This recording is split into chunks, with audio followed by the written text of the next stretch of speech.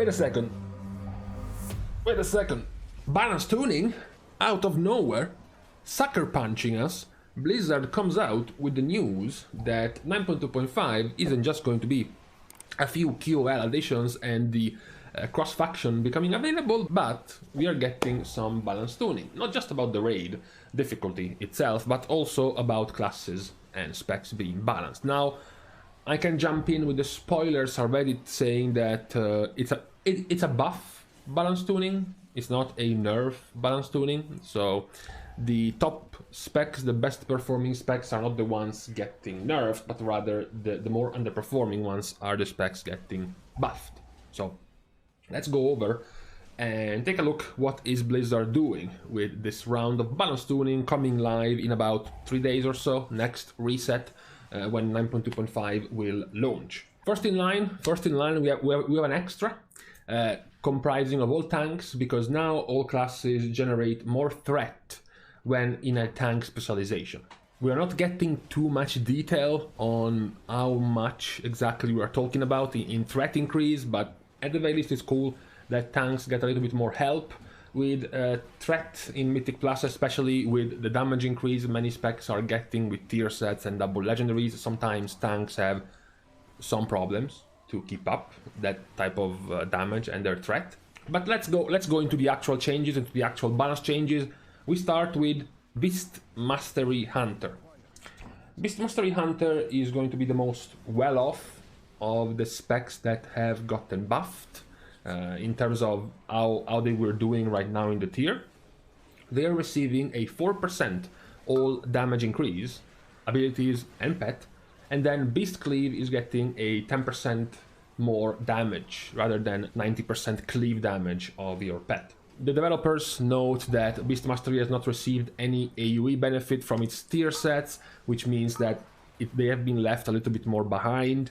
So this is pretty much a 4% damage increase overall. So this should help them a little bit more in AoE. More importantly, it will still buff their single target, which was already better than marksmanship's. But as I said, Beast Mastery was the one that was doing better out of the other specs. After Beast Mastery, you have Arcane Mage. So Arcane Mage gets a 10% damage increase to Arcane Blast and an 8% damage increase to Arcane Missiles. They also are getting the addition of Clear Casting no longer being dispelled, which is a purely PvP change.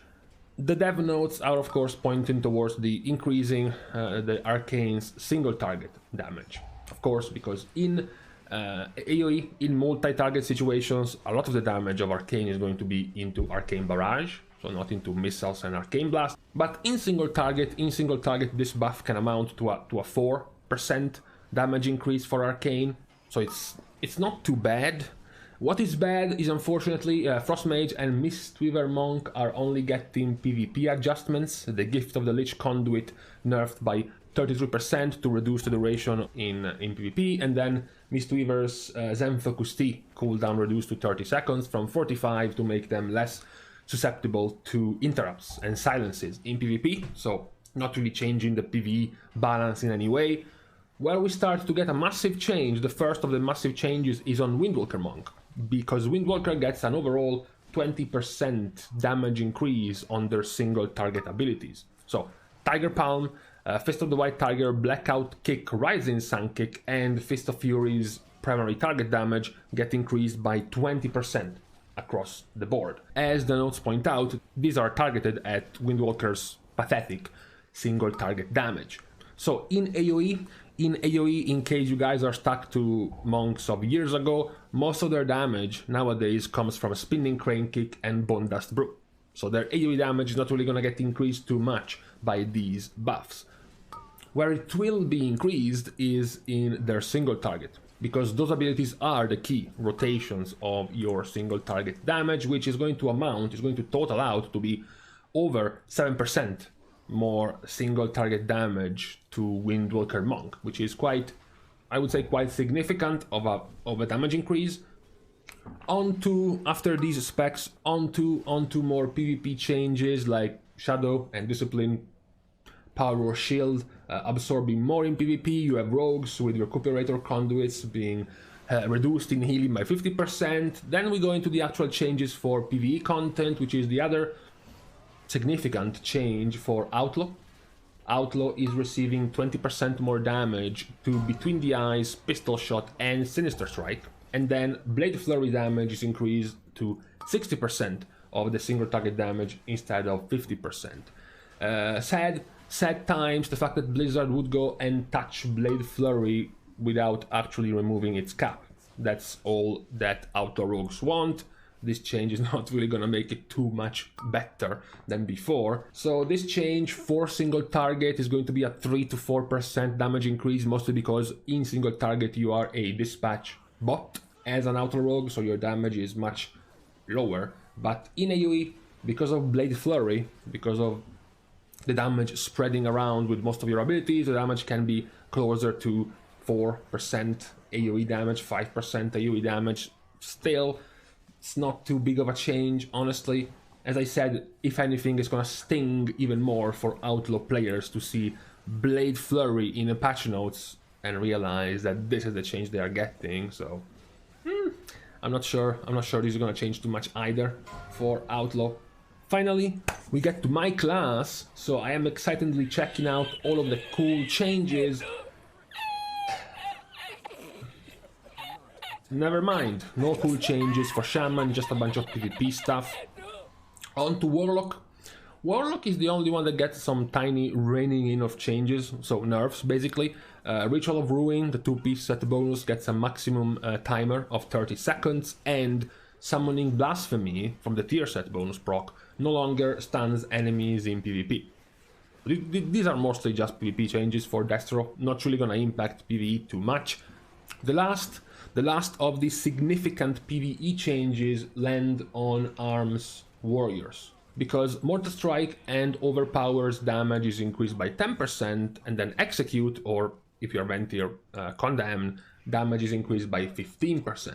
The developers' notes point out that these changes are focused on increasing Arm's single target damage, while not affecting areas where they already excel. I don't think Arms Warriors are excelling in anything right now, but still, I guess that they will take this buff.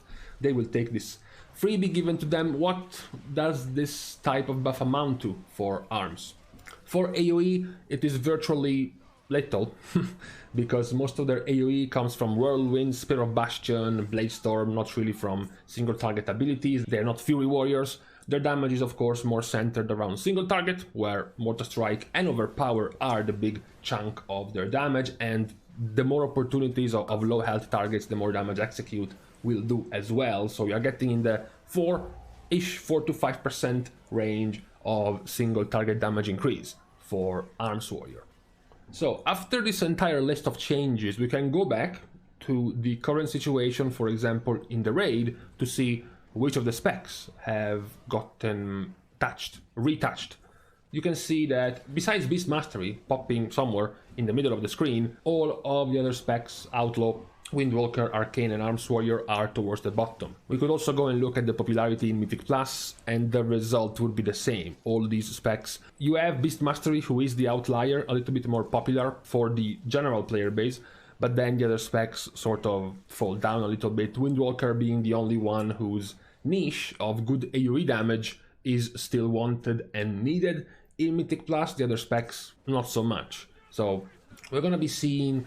So it's interesting, I guess it's cool, that the more underperforming specs are getting some help for the patch. Of course, every time this happens, plenty of people will come in with their favorite spec and demand their own buffs. For example, I've already seen plenty of Balanced Druids complaining that they're not getting buffed. I've seen Red Paladins, of course, as always, they are in an evergreen. And then also we can say some of the complaints in the opposite side, because Survival is not getting nerfed, Destruction is not getting nerfed, Demonology is not getting nerfed. If you go even to healers or tanks, Blood Decay's damage is still not getting nerfed, Holy Priests power or Resto Druids HPS power are not getting nerfed. So this is bound to happen when you have patches that only buff and never nerf.